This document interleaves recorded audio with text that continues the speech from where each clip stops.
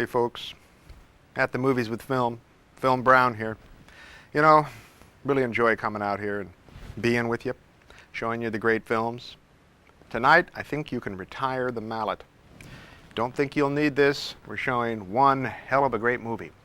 The film, one that we had advertised a long time on the back screen here and kind of promised that it was going to be coming, and well, you're going to get it tonight.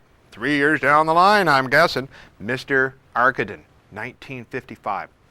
This is a beautiful Orson Welles film, made just prior to his going back to the United States to making Touch of Evil, and I think a lot of ways you can say that this film sort of looks backwards and looks forwards for Orson Welles' career.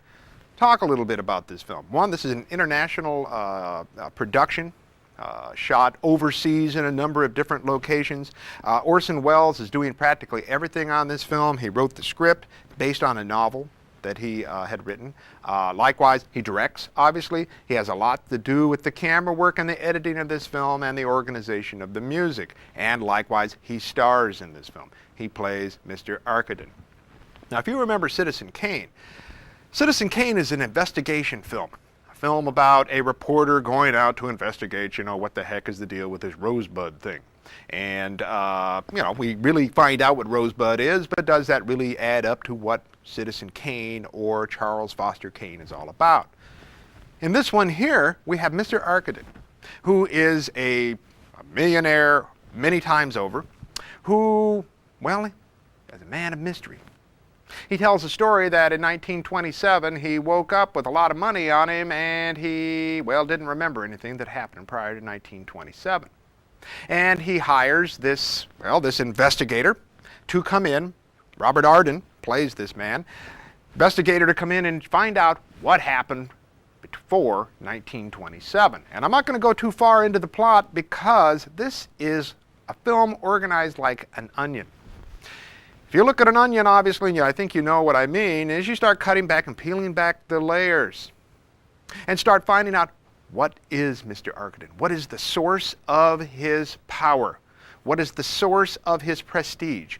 What led up to this character being, the man of power? He's not a monkey of power, he's a man of power. Now, very obviously, this film also harkens, back to Citizen Kane, but it also harkens forward as well to, Orson Welles' use of wide-angle lenses, extreme low-angle shots, very strange camera shots, mobile framing, camera moving all over the place, and strange compositions, which in a way kind of reminds me of Lady from Shanghai.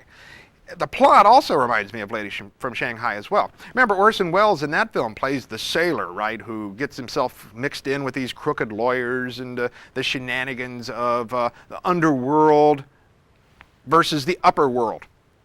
In this one here, we have Arden also, who comes in and gets himself messed up in this strange situation. Now, one, this film does have an incredible look to it. Beautiful style. And the way that he puts his figures, his individuals, his characters, his actors, and frames them in relationship to the setting is remarkable. And one thing I need to do right here, I've noticed the camera's been a little bit acting up right here. I think I need to switch on the old smoky scope. Let this thing sort of go on its own. There we go. Now, some of this style that you might be seeing that Smokey here is replicating might be sort of some of the stuff that you might see in Mr. Arkadin. Talking further about this Mr. Arkadin. Mr. Arkadin also reminds me of another character, not of an Orson Welles directed film, but a film that was by Carol Reed, called The Third Man. Harry Lime, who was played by Orson Welles, is very much like this character as well. The idea of a man who has these strange origins. What is he? Where does he come from? Is it something that he came from good family stock, like we might be able to say about Citizen Kane, coming back from those old, Colorado folks, or is it more, other items? Now, this story it's sort of like a film that works with storytelling itself, because a lot of the film is done through flashback. You have Arden, who is finding this Zook character, who's played great by Akim Tamiroff. Akim Tamiroff, you remember, is going to be Uncle Joe Grande and Touch of Evil. Does a great job of that. He's in the trial later as well for Orson Welles. But he's telling, Arkadin is telling this tale to Zook, Akim Tamiroff. And they are we get these flashbacks. And then the film kind of brings us up to the present, and it finishes itself off. Beautifully organized film. It'll grab you. There are many films out there that maybe just lay dead there. That just kind of like the plot, you just say, I know where this is going. This film, you will not know where it's going. This film will grab you, hold you, take you by the throat, and make you pay attention all the way to the ending. Beautiful movie. Mr. Arkadin, 1955. You could never go wrong with Mr. Orson Welles, one of the greatest, products of the American film system, who really was never given much of a chance to produce, largely because, as an artist, he was doing things that was very, not cost productive, and he was sort of balking against the system.